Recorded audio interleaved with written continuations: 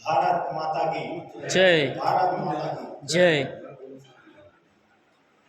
भारत को परमाणु बम से गौरवान्वित करने वाले पूर्व प्रधानमंत्री स्वर्गीय अटल बिहारी वाजपेयी, जिनके प्रथम भाषण को सुनकर ही पंडित दीनदयाल उपाध्याय जी ने उनको भारत का अगला प्रधानमंत्री कहा था, उस महान शख्स अटल बिहारी वाजपेयी को मैं सादर प्रणाम करता हूं और आज के विषय पर अपनी बात रखता हूं कि मुफ्तखोरी से ऊपर उठकर विकास की राजनीति की ओर अग्रसर। दोस्तों, मुफ्त की राजनीति का अगर जीता जागता अगर आपको उदाहरण देखना है कि किस तरीके से जनता को लूटकर और जनता को गरीबी में ढकेलने का काम मुफ्त की राजनीति से किया जाता है, तो इसका जीता जागता उदाहरण आज आप दिल्ली में देख सकते हैं, पंजाब में देख सकते हैं, श्रीलंका इसका एक जीता जागता बहुत बड़ा उदाहरण है। आम आदमी पार्टी की सरकार आने के बाद पिछले 15 वर्षों से उन्होंने मुफ्त की योजनाओं को घर घर तक पहुंचाने के लिए सभी सरकारी खजाने को खाली कर दिया। इसका दुष्परिणाम यह हुआ कि आज एमसीडी जैसे चुनावों के लिए और एमसीडी में काम करने वालों के लिए आज उनके पास सैलरी देने के लिए, तनख्वाह के लिए पैसे नहीं है। हम आए दिन ये सुनते हैं कि दिल्ली के कर्मचारियों की या तो छटनी हो रही है या कि दिल्ली के सफाई कर्मचारियों को हड़ताल होता जा रहा है, क्या आप हमारी सैलरी दीजिए, हमको भी अपनी जरूरतें पूरी करने के लिए सैलरी की जरूरत है।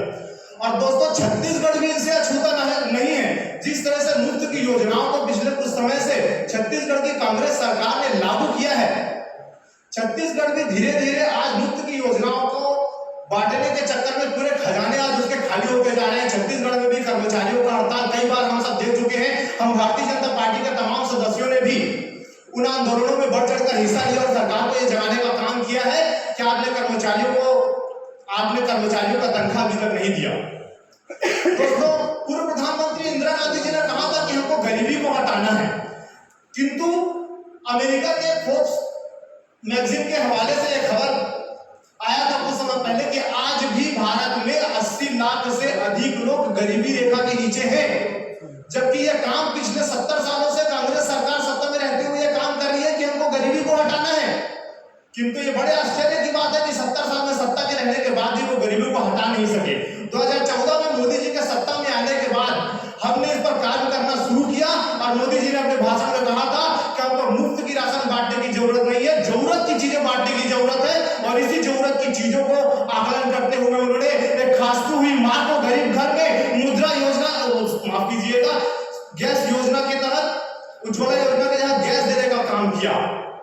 पूर्व प्रधानमंत्री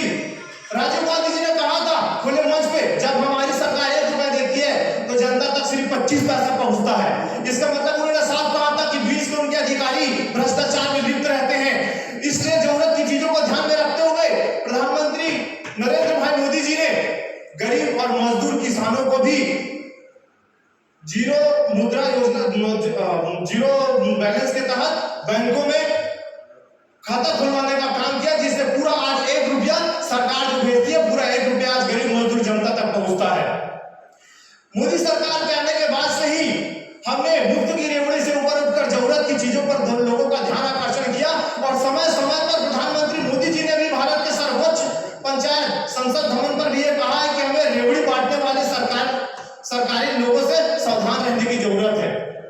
क्योंकि ये जो मुफ्त की योजना है इसका पूरा भार अगर किसी पे पड़ता है तो हम सब भारतीयों पर पड़ता है, जिसका नुकसान ये होता है कि गरीबी बढ़ती है, महंगाई बढ़ता है मुफ्त की योजनाओं से।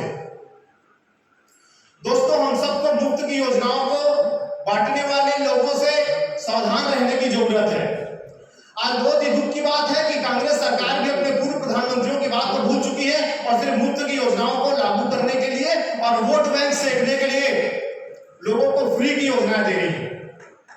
किसी महान कविकार ने एक बार एक कविता गाई थी, उन्हीं 4 शब्दों के साथ अपना शब्दों को विराम दूंगा। मुफ्त कहां तक बांटा जाए, क्यों किसी को दिखाया जाए, तू भी है राणा